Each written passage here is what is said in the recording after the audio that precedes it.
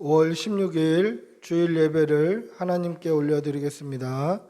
우리 다 같이 일어나셔서 주님 사랑해요 찬송하시겠습니다. 다 같이 일어나셔서 주님 찬양해요 찬양합시다.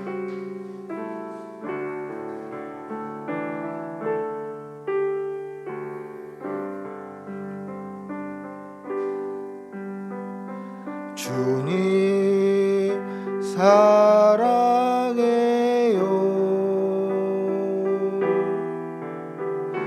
주님 사랑해요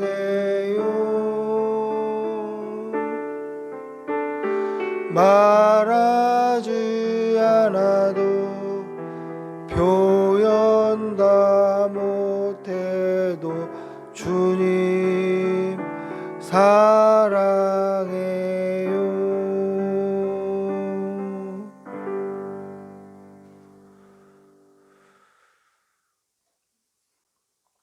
아버지께 참되게 예배하는 자들은 영과 진리로 예배할 때가 오나니 곧 이때라.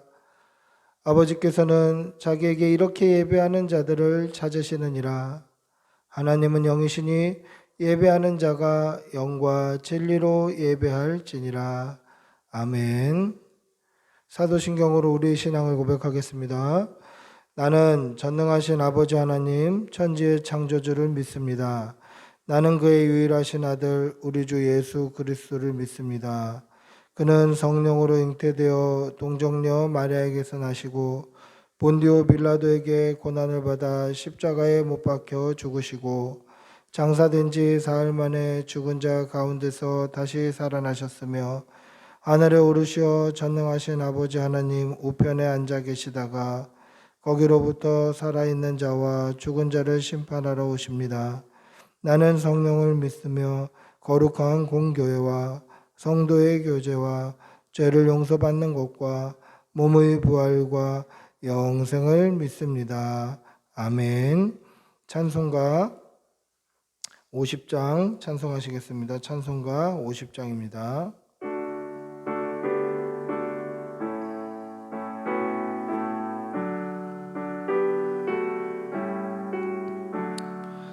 내게 있는 모든 것을 아낌없이 드리네. 사랑하고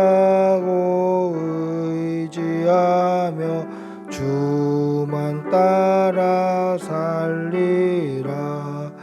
주께 드리네. 주께 드리네. 사랑하는 구주 앞에 모두 드리네. 내게 있는 모든 것을 겸손하게 드리네. 세상 욕심 멀리하니 나를 받아주소서. 주께 드리네.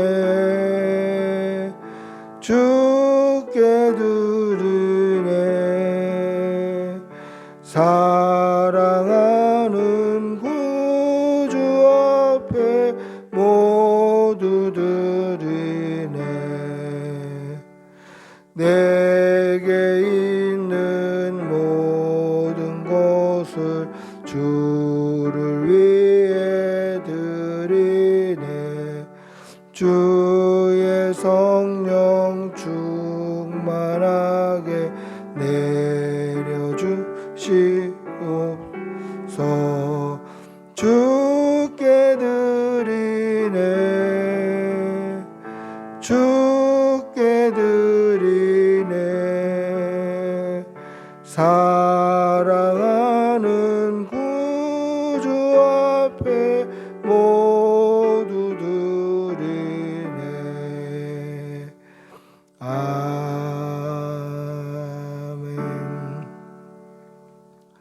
참회의 기도를 드리겠습니다. 사랑의 아버지 하나님, 오늘도 우리에게 생명 주셔서 예배할 수 있게 해주신 은혜 감사합니다. 오늘 우리가 한자리에 모여 예배하지는 못하지만 하나님, 우리가 어디에 있든지 우리 예배를 받아 주시옵소서. 이 시간 하나님의 전에 나와 예배드리기까지 우리가 지었던 모든 죄를 용서하여 주시옵소서. 하나님의 말씀 따라 살지 못하였던 것 용서하여 주시고, 순종하지 못하고 교만하였던 것 용서하여 주시고, 이 악하고 음란한 세대 가운데 구별되지 못하고 새 속에 물들어 살았던 것 용서하여 주시옵소서. 하나님께서 기뻐하시지 않는 일인 줄 알면서도 핑계대고 그 일을 행했던 것도 용서하여 주시고, 하나님, 회칠한 무덤처럼 겉으로 보기에는 경건하나 그 속에는 악독과 교만으로 가득 찼던 우리의 죄를 다 깨끗이 씻어 주시옵소서. 지금은 하나님과 나만이 아는 죄를 생각하며 묵묵히 자매의 기도를 계속합니다. 주님, 용서해 주시옵소서. 주님, 용서해 주시옵소서. 주님, 깨끗게 해주시옵소서. 아버지,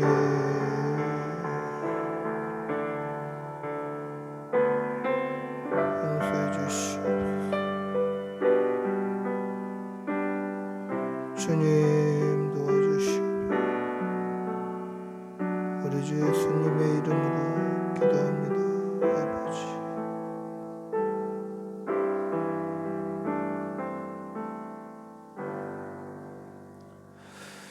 하나님의 사죄의 음성을 듣겠습니다.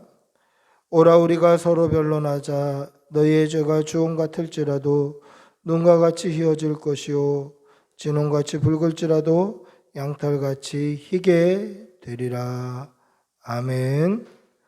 자리에 앉으시겠습니다. 찬송가 246장 찬송하시겠습니다. 246장입니다.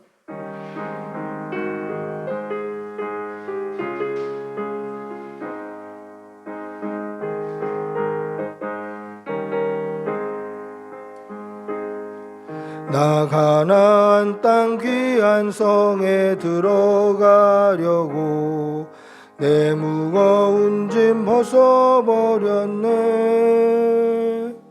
죄 중에 다시 방황할 일 전혀 없으니 저 생명 시냇가에 살겠네. 길이 살겠네. 나 길이 살겠네. 저 생명 시냇가에 살겠네. 길이 살겠네. 나 길이 살겠네. 저 생명 시냇가에 살겠네. 그 불과 구름 기둥으로 인도하시니 나가는 길이 형통하겠네. 그 요단강을 내가 지금 건넌 후에는 저 생명 시냇가에 살겠네. 길이 살겠네. 나 길이 살겠네. 저 생명 시냇가에 살겠네. 길이 살겠네. 나 길이 살겠네. 저 생명 시냇가에 살겠네. 내 주린 영혼 만나로서 먹여주시니 그 양식 내게 생명 되겠네. 이후로 생명 양식 주와 함께 먹으며 저 생명 시냇가에 살겠네. 길이 살겠네. 나 길이 살겠네. 저 생명 시냇가에 살겠네. 길이 살겠네. 나 길이 살겠네. 저 생명 시냇가에 살겠네. 아멘. 같이 기도하겠습니다. 사랑의 아버지 하나님, 오늘도 우리에게 생명 주시고 예배 드릴 수 있는 환경 허락해 주셔서 예배하게 하신 은혜 감사합니다. 비록 우리가 한자리에 모여 예배하지는 못하지만 우리가 각자 떨어져서 예배할지라도 우리 예배에 응답하여 주시고 받아주시고 흠양하여 주시옵소서. 하나님께 영광이 되게 하여 주시고 하나님이 영광 받으시는 예배 되게 하여 주시옵소서. 하나님, 우리가 한 주간 살며 하나님의 말씀으로 살아갈 때에 혹여나 말씀에 어긋난 삶을 살았다면 용서하여 주시고 하나님 믿음으로 살기를 기뻐하는 주의 자녀들이 되게 하여 주시옵소서. 사랑하는 우리 교우들, 하나님께서 함께하여 주시어서 어디에 있든지 그곳에서 예수의 향기 나타나게 하여 주시고 특별히 직장에서 인정받는 성도들 될 수 있도록 도와주시옵소서. 그리스도의 향기를 나타내며 예수를 삶으로 증거하며 살게 하여 주시고 그렇게 살아갈 때에 세상으로부터는 손가락질 받고 때로는 무시당하고 멸시당하는 그러한 것처럼 보이지만 결과적으로는 하나님께 영광이 되며 하나님께서 높여주시는 그러한 성도들 될 수 있도록 도와주시옵소서. 어린 우리 자녀들 하나님께서 지켜주시어서 학교, 학원 오고 갈 때에 안전하게 지켜주시고 특별히 코로나 바이러스로부터 하나님께서 눈동자와 같이 지켜주시어서 감염되지 아니하도록 보호하여 주시옵소서. 이 바이러스로 인하여서 교회가 하나님 위협을 당하고 있고 모임이 위협을 당하고 있습니다. 그러나 이것이 바이러스 때문이 아니라 우리가 하나님 앞에 바로 서지 못하였던 죄의 결과임을 우리가 깨닫게 하여 주시옵소서. 주님, 이 어려운 시대에 다시 예배가 회복되며 하나님께 무릎 꿇어 나아갈 수 있는 믿음의 부흥이 일어나는 계기가 되게 하여 주시옵소서. 오늘 하루도 하나님께 영광 돌려드리며 하나님이 기쁘게 받으시는 이 예배가 되게 하여 주시고 예배에 참여하는 모든 사람들에게 동일한 은혜를 허락하여 주시옵소서. 감사를 드리며 우리 주 예수님의 이름으로 기도합니다. 아멘.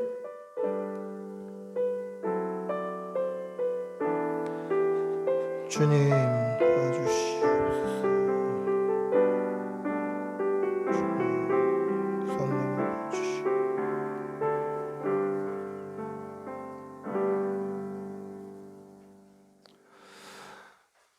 하나님의 말씀 함께 보시겠습니다.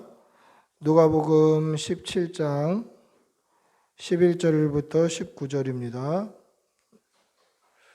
누가복음 17장 11절부터 19절 말씀. 누가복음 17장입니다. 11절부터 19절까지 우리 한 목소리로 천천히 함께 읽도록 하겠습니다. 같이 읽습니다.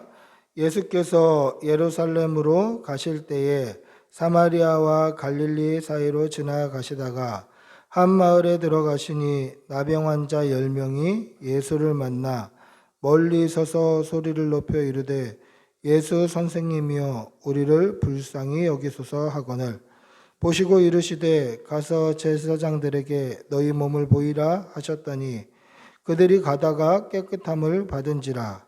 그중 한 사람이 자기가 나은 것을 보고 큰 소리로 하나님께 영광을 돌리며 돌아와 예수의 발 아래 엎드려 감사하니 그는 사마리아 사람이라. 예수께서 대답하여 이르시되 10사람이 다 깨끗함을 받지 아니하였느냐? 그 9은 어디 있느냐? 이 이방인 외에는 하나님께 영광을 돌리러 돌아온 자가 없느냐 하시고 그에게 이르시되 일어나 가라. 내 믿음이 너를 구원하였다 하였느니라 하시더라. 아멘. 할렐루야. 오늘 우리가 영상으로 예배를 드리게 되는데요. 영상 예배 처음 또 시도하는 건데 또 이것이 우리에게 또 불편함이나 어색함으로 다가와서 예배 드리는데 좀 방해가 되거나 또 은혜 받는데 집중하는데 방해가 되지 않기를 바랍니다. 1924년 파리 올림픽에서 스코틀랜드 육상 대표로 에릭 리델이라는 선수가 참가를 했습니다. 이 에릭 리델이라는 선수는 이 100m 단거리 기록 보유자였고 이 사람은 나가면 100m 무조건 우승한다 이렇게 생각하고 있었습니다. 그러니까 이 사람이 뭐 컨디션만 안 좋지 않으면 컨디션만 괜찮으면 100m 100% 이거 따놓은 당상이다.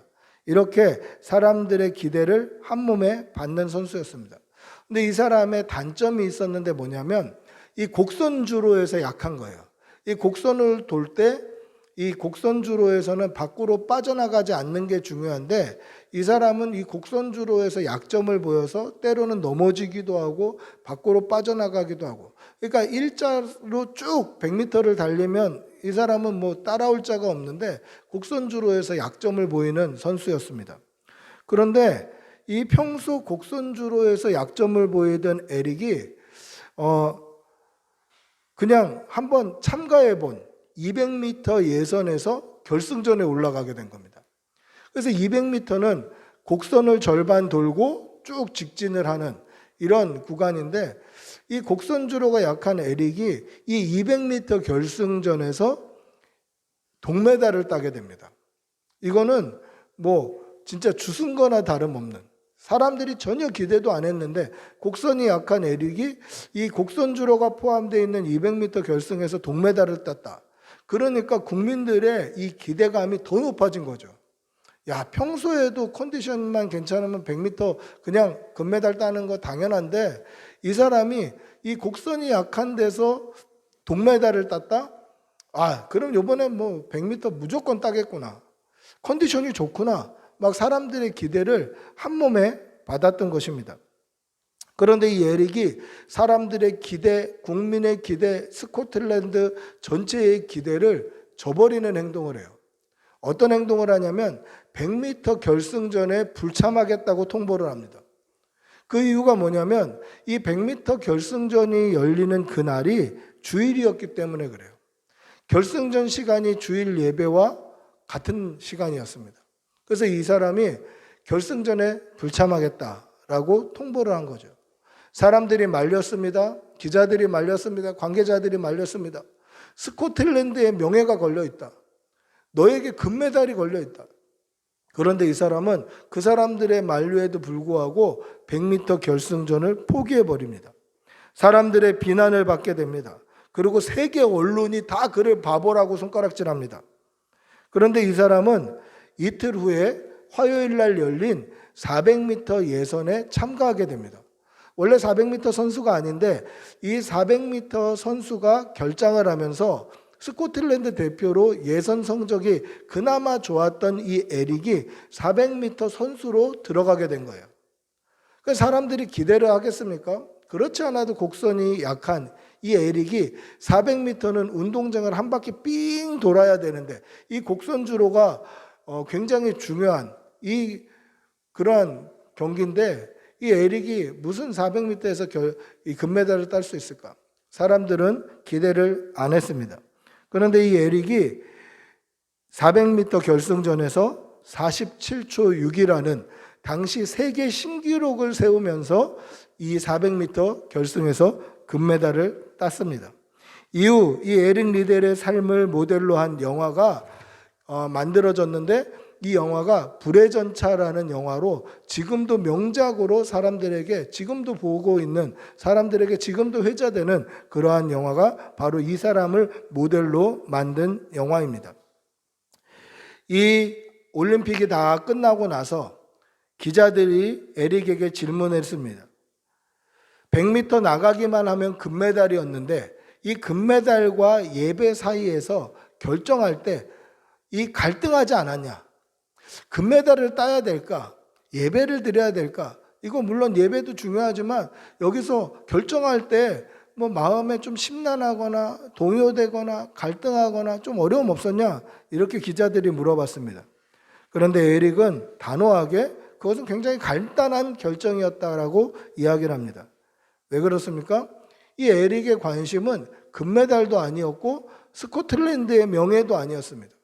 에릭의 관심은 오직 하나님의 영광이었습니다. 그렇기 때문에 에릭은 금메달 따는 선수보다 한 사람의 예배자를 선택한 것이다 라는 것이죠. 여러분, 여러분들의 관심은 어디 있습니까? 여러분들의 관심은 어디 있나요? 여러분들의 관심이 하나님의 영광에 있기를 축복합니다. 오늘 예수님께서 예루살렘으로 가시려고 사마리아와 갈릴리 사이에 그 마을로 들어가셨습니다.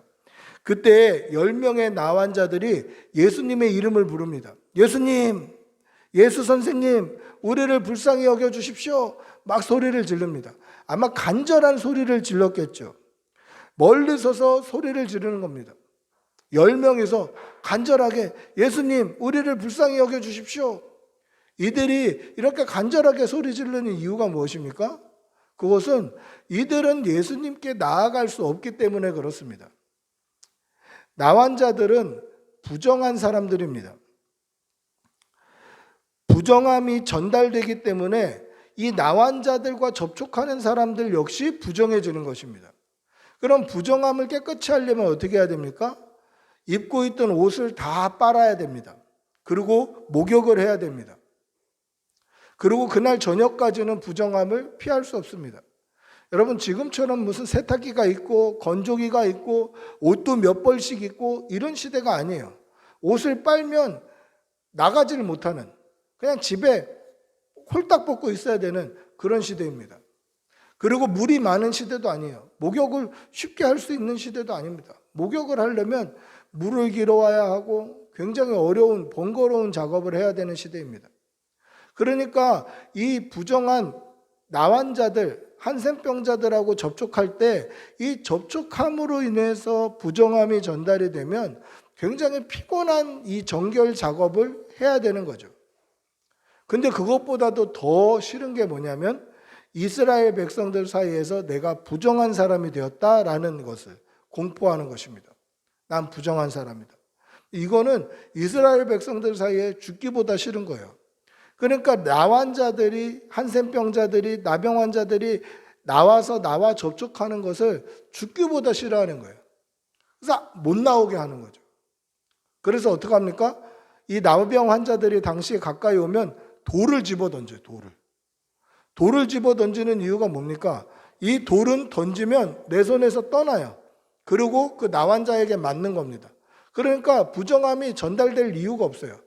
이 몽댕이 같은 걸로 때리면 딱 그 사람에게 닿는 순간 부정함이 나에게 전달되니까 몽댕이로 때리는 게 아니라 돌을 집어 던지는 거예요. 따라서 이들은 스스로 사람들과의 접촉을 꺼리죠. 돌 맞아 죽을 수도 있기 때문에 사람들과의 접촉을 꺼립니다. 그래서 예수님, 예수 선생님, 우리 좀 불쌍히 여겨주십시오. 예수님, 우리 좀 고쳐주십시오. 이렇게 소리를 지르는 거예요. 그런데 한번 생각해 보십시오. 스스로 나는 부정한 사람이다 라고 생각하는 사람과 스스로 나는 정결하고 거룩한 사람이야 라고 생각하는 사람, 이 둘 중에 누가 더 하나님을 간절하게 찾겠는가 하는 것입니다. 여러분, 누가 더 하나님을 간절하게 찾을까요? 예수님도 이런 예화를 드린 적이 있죠. 의원이 필요한 사람이 누구냐? 건강한 사람에게는 의원이 쓸데없고 병든 사람에게 의원이 필요하다라고 예수님께서 말씀하십니다. 근데 병들었는데 스스로 건강하다고 생각하는 사람은 어떨까요? 의원을 찾지 않아요. 쉽게 말해서 내가 부정하다, 나는 깨끗하지 못하다, 나는 죄인이다 라고 생각하는 사람이 우리 주님을 더 간절하게 찾게 되어 있어요. 나는 거룩해, 나는 깨끗해, 나는 괜찮아, 나 이 정도 신앙생활하면 괜찮아 라고 생각하면 스스로 교만한 사람은 그 안에 죄가 가득해도 주님을 찾지 않는다라는 거죠. 누가 더 은혜를 구하게 됩니까? 누가 더 은혜 받을 수 있는 기회가 있을까요?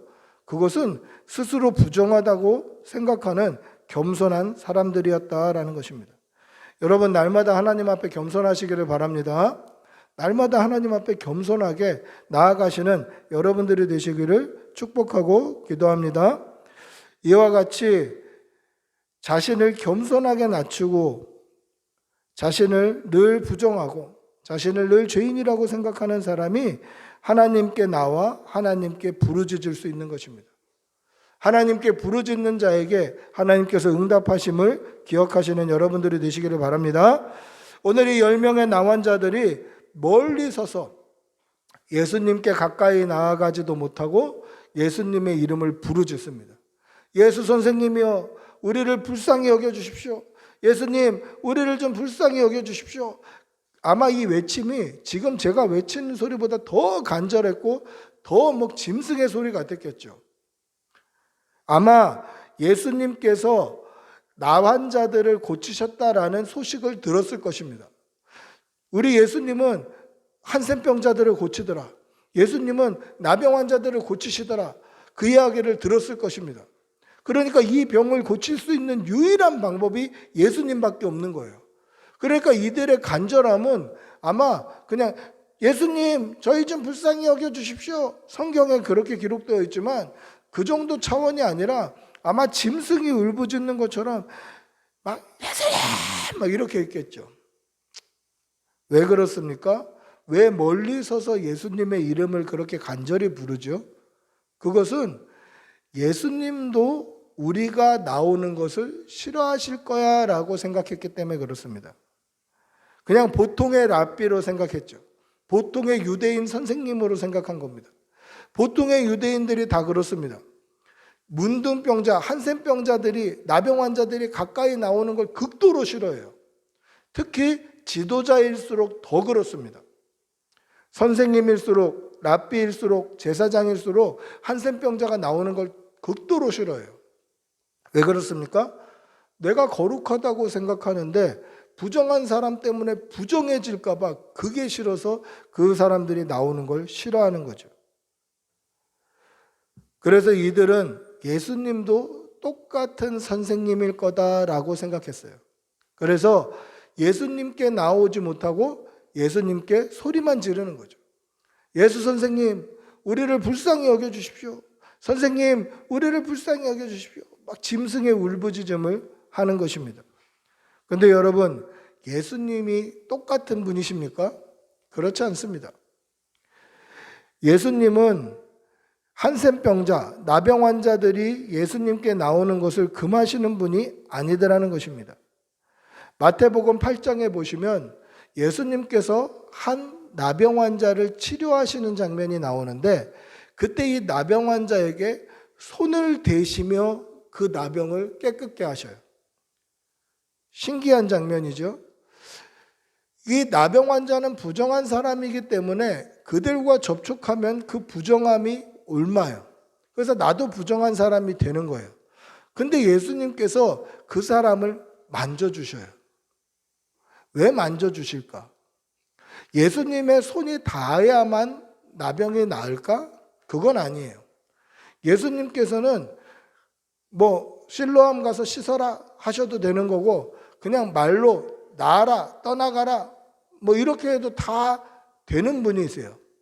근데 왜 마태복음 8장에서 그 사람에게는 이 나병 환자에게 손을 대어 주셨을까? 그것은 그를 위로하기 위함이에요. 나병 환자 어떤 사람들입니까? 저는 이 나병 환자를 본 적은 없습니다만은 이 소록도 나병환자촌에서 사역했던 목사님이 쓰신 책을 읽어본 적이 있는데 그 책에 이렇게 기록이 되어 있어요. 이 신경이 다 죽어서 한센병자들은 눈도 이렇게 축 처지고 코가 떨어져서 없고 입술도 쭉, 이빨도 다 무너져서 빠진대요. 근데 그 목사님의 말씀이 하루는 어떤 할머니가 목사님 오늘 제 손가락 하나 더 떨어졌어요 이러시더라는 거예요.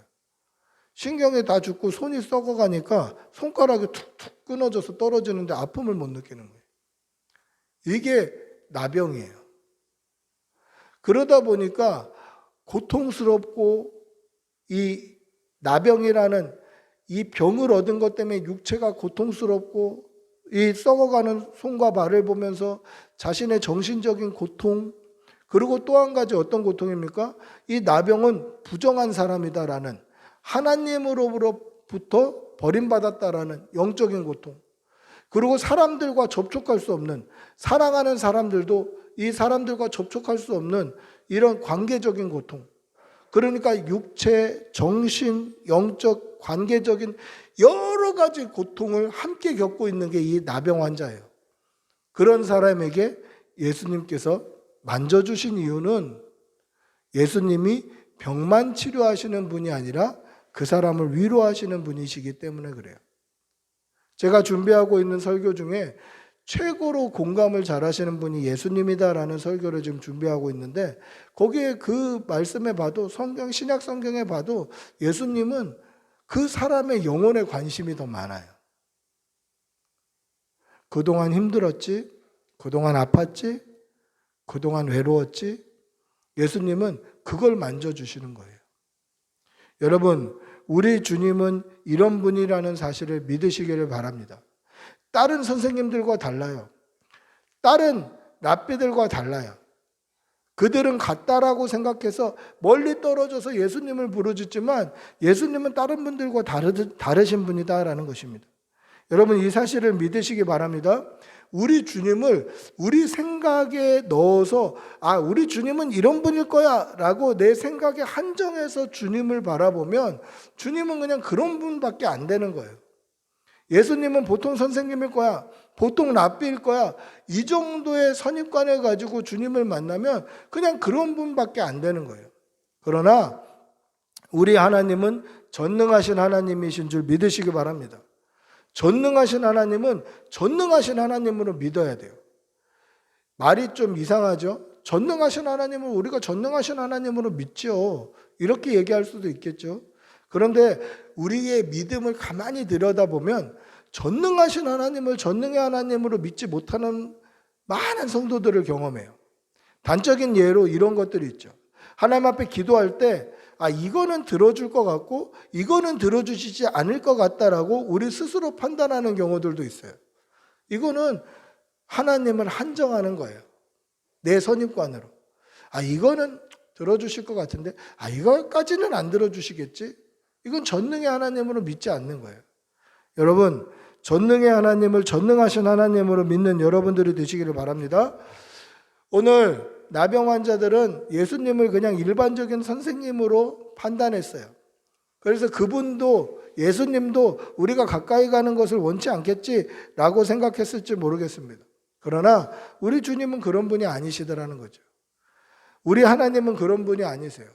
여러분들이 어떤 환경, 어떤 형편, 어떤 상황일지라도 주님께 나오시기만 하면 우리 주님은 안아주시고 보듬어 주시는 분이라는 사실을 믿으시길 바랍니다.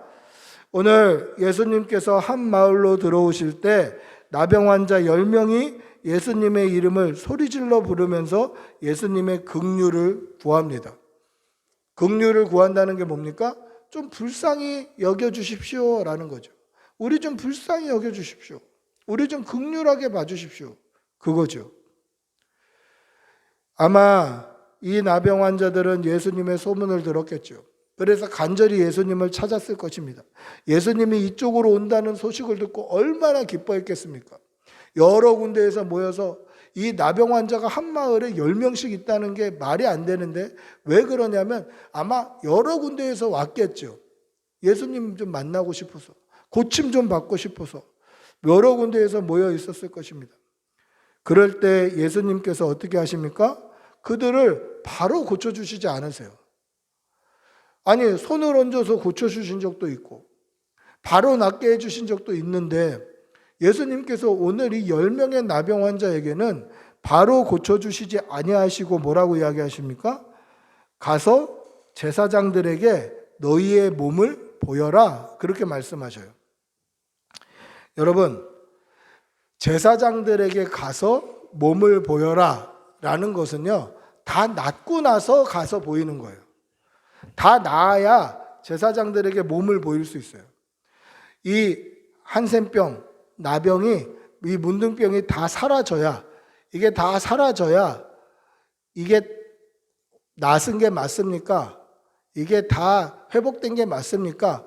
그거를 의사가 판단하는 게 아니라 제사장이 판단하는 겁니다. 하나님께서 그를 이제 더 이상 저주하지 아니하신다.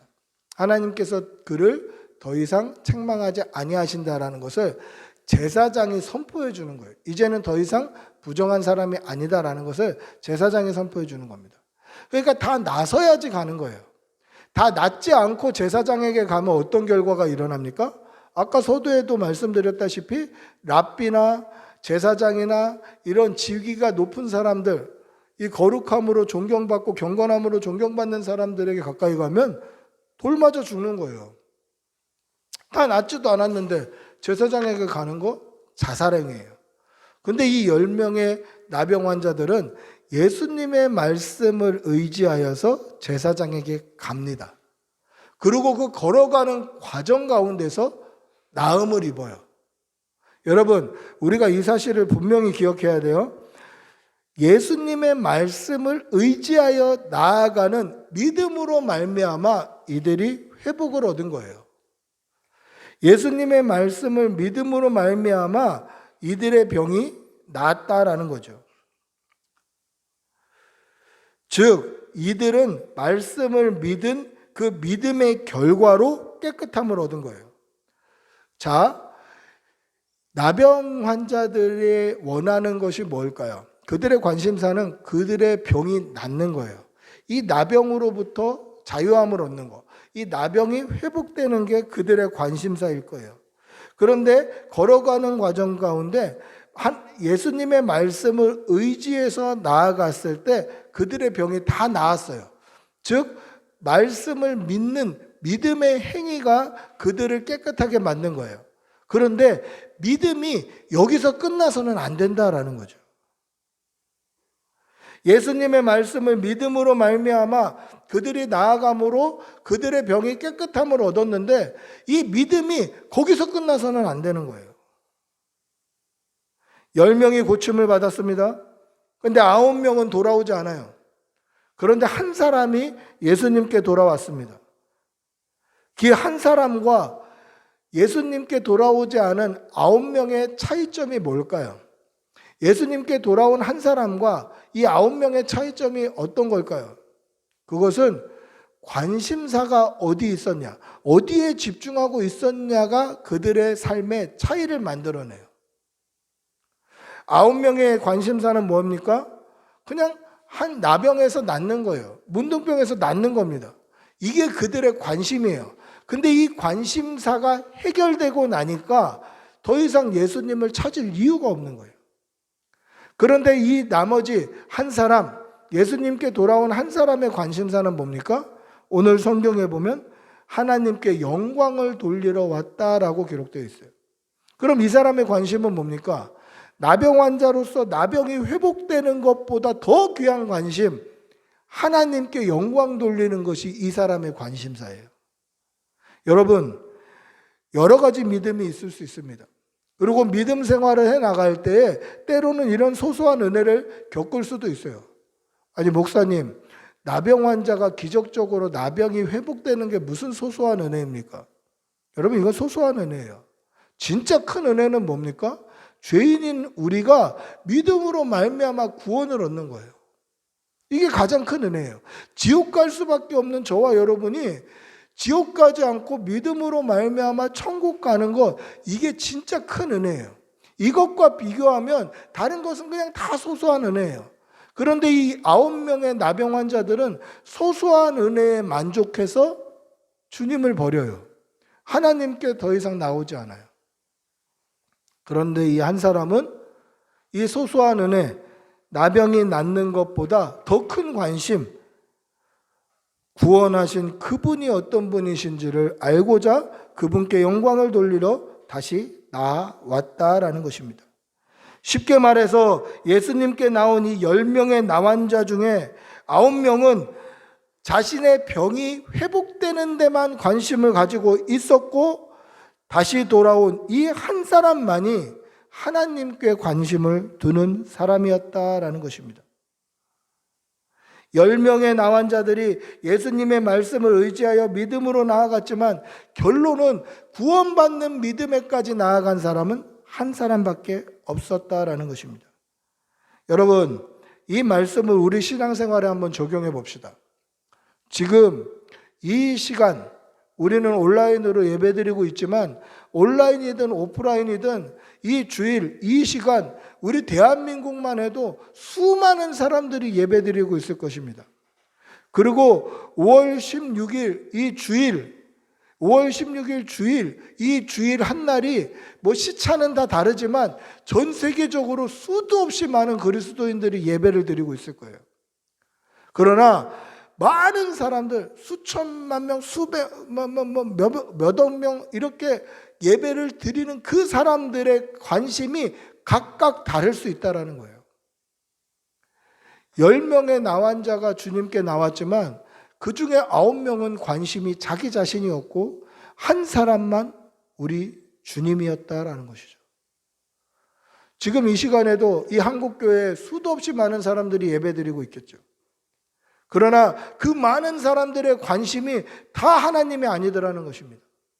그들이 다 하나님을 예배한다고 모여있지만 정말 마음 중심에 하나님께 집중되어 있고 그 관심과 모든 집중력이 하나님께 쏟아져 있는 사람은 과연 몇 명이나 될까? 그래서 우리의 관심은 하나님이 되어야 돼요. 구원하시는 우리 주님이 되어야 됩니다. 이 사실을 믿으시기 바랍니다. 여러분, 오늘 이건 충격적인 지표예요. 즉 10명 중에 9명은 예수님께 관심이 있어서 나온 게 아니다라는 거죠. 자기 자신, 자기 자신의 병, 내 삶, 내 성공, 나의 모든 재능, 여기에 관심이 있어서 주님을 찾는 거예요.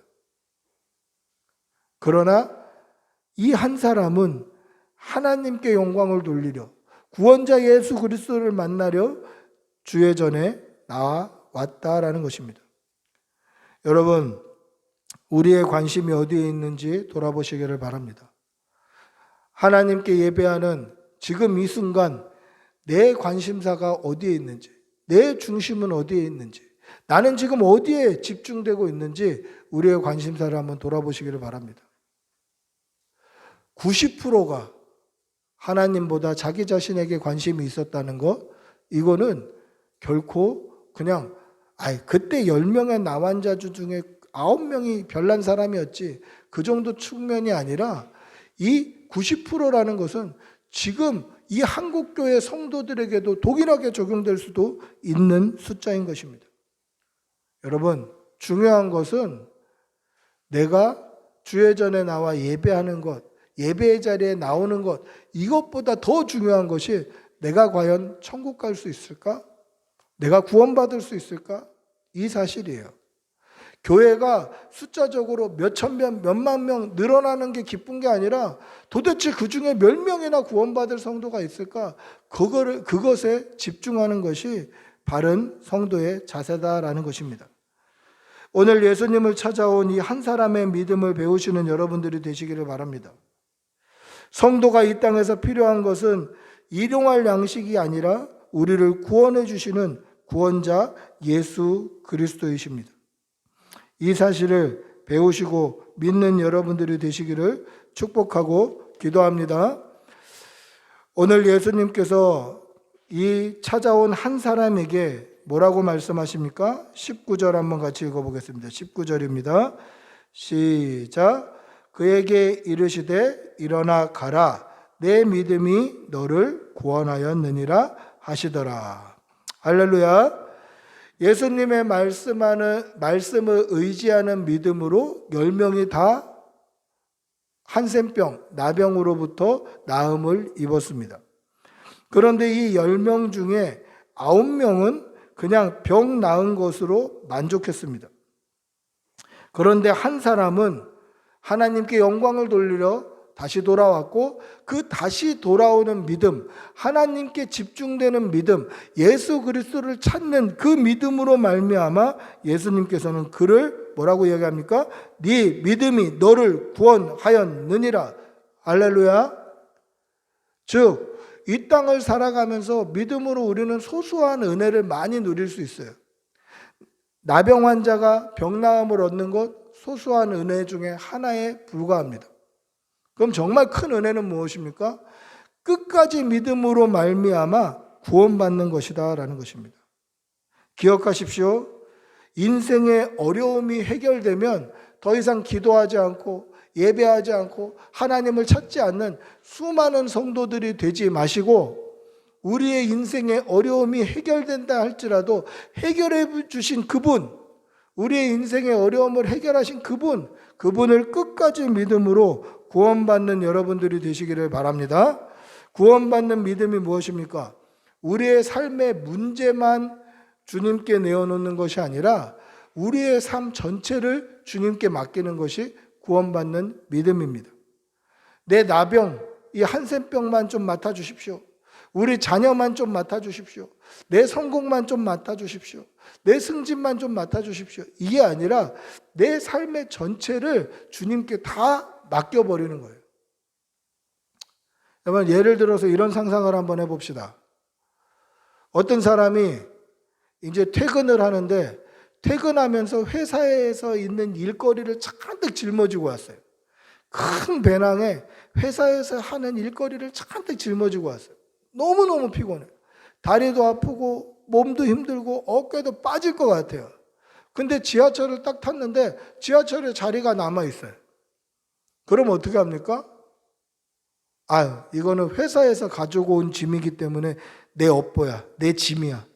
이거는 내가 끝까지 지고 가야 돼. 다리가 부서지는 한이 있어도 끝까지 지고 가야 돼. 그럴 사람 있나요? 아니면 이 짐만 좀 내려놓자. 그래서 짐을 내려서 그 지하철 의자에다 짐만 탁 올려놓을 사람이 있나요?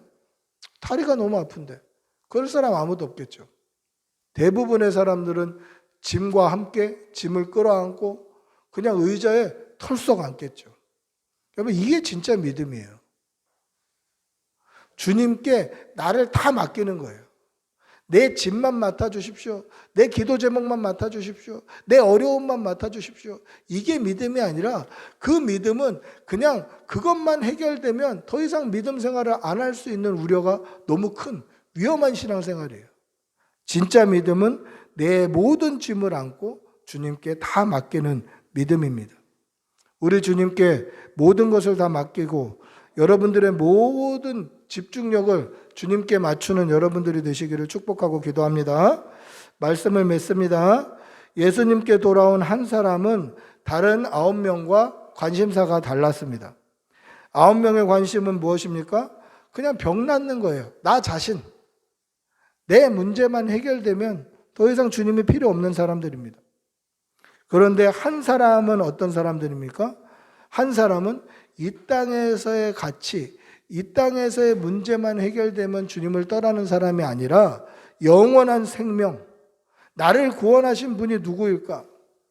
나의 이 아픔을 해결해 주신 분이 어떤 분일까? 그분에게 감사하고 그분에게 영광을 돌리고 끝까지 예수 그리스도를 떠나지 않는 한 사람이 바로 구원을 얻는 사람이다라는 것입니다. 사랑하는 여러분, 여러분들의 관심은 어디에 있습니까? 여러분들 자신입니까? 아니면 우리를 구원하시는 예수 그리스도입니까? 오늘 관심이라고 표현했지만 사실은 이것이 믿음이에요. 여러분들의 믿음, 여러분들이 의지하는 것이 오직 구원자 예수 그리스도가 되시는 여러분들이 되시기를 축복하고 기도합니다. 한번 같이 기도하겠습니다. 사랑의 아버지 하나님, 아버지 함께하여 주시옵소서. 우리의 모든 관심, 우리의 육신의 그 모든 포커스가 우리 주님께 맞춰지게 하여 주시옵소서. 우리 주님께 우리의 모든 관심, 우리의 모든 우선순위, 우리의 모든 집중력을 주님께 맞추며 끝까지 우리 주님 붙들고 살아가게 하여 주시옵소서.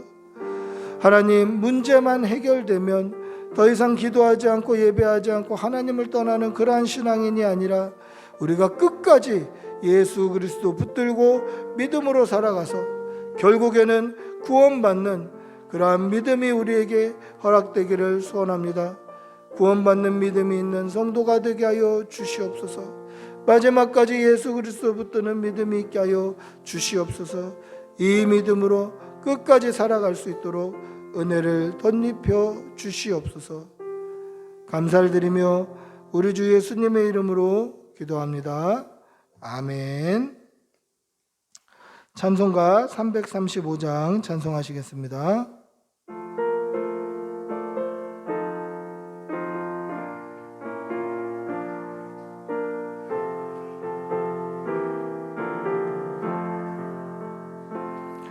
크고 놀라운 평화가 내게 있네. 이 세상에는 없는 평화. 나의 영혼과 몸 주께 드립니다. 오 놀라운 나의 구주, 오 놀라운 주, 오 놀라운 주. 저 전군과 전사들 경배하네. 나 엎드려서 주 경배하리. 오 놀라운 구주 예수. 나의 일생을 인도해 주옵소서.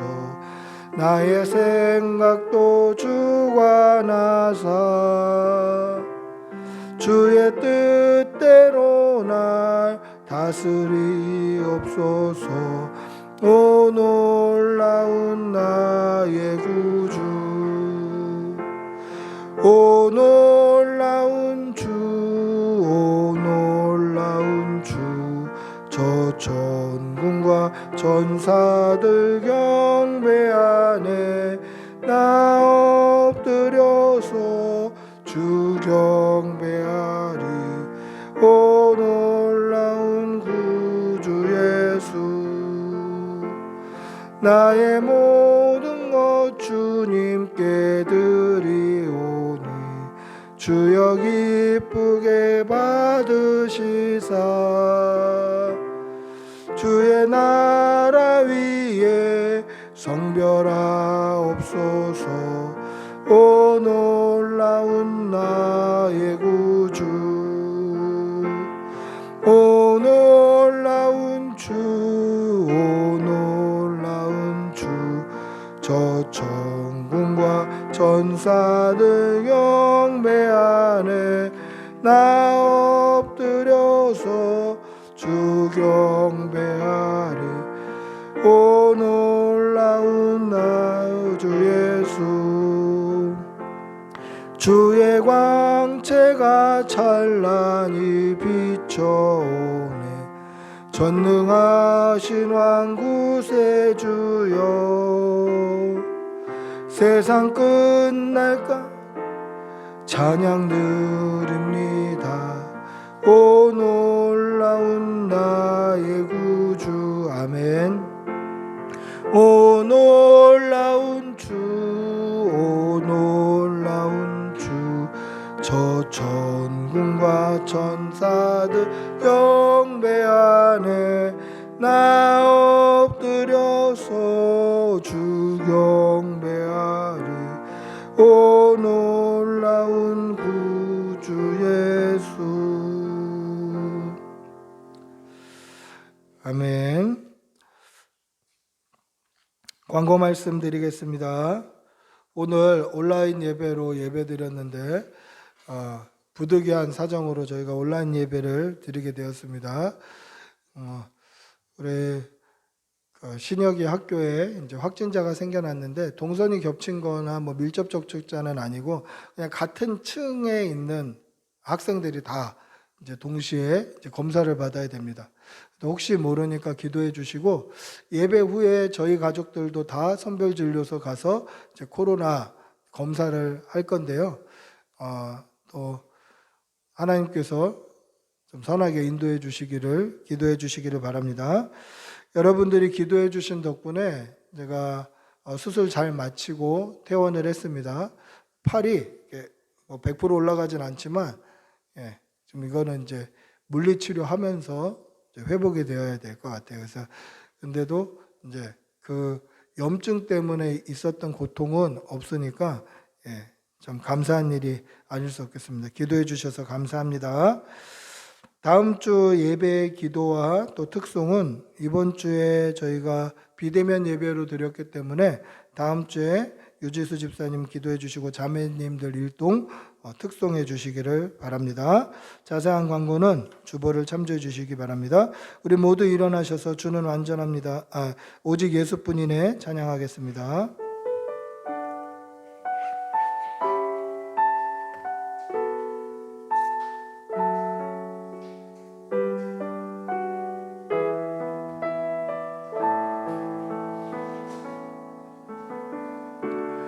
은혜 아니면 살아갈 수가 없네.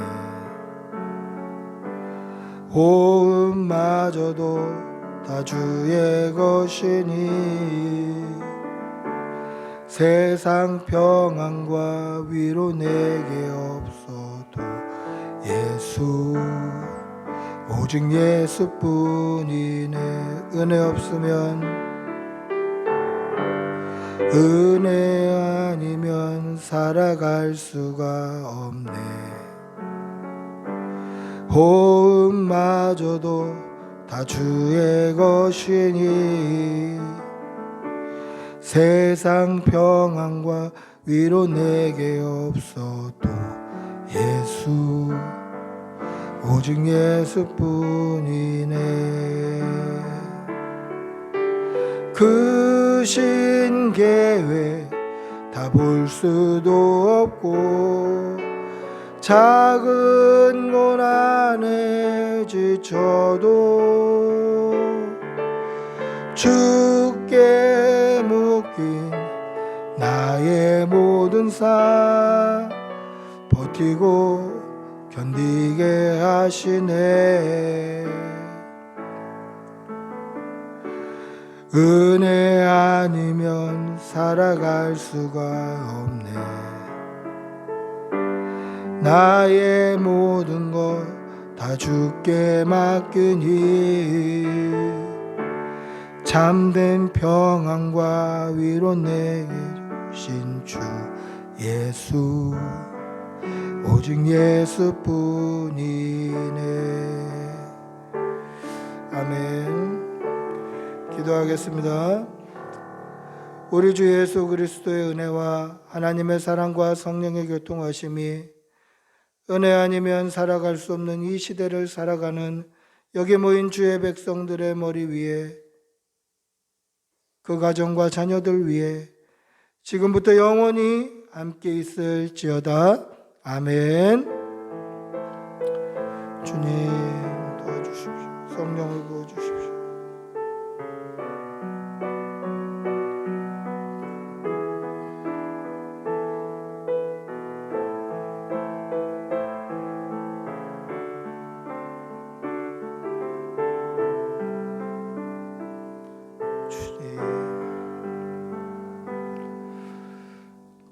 예배를 마쳤습니다.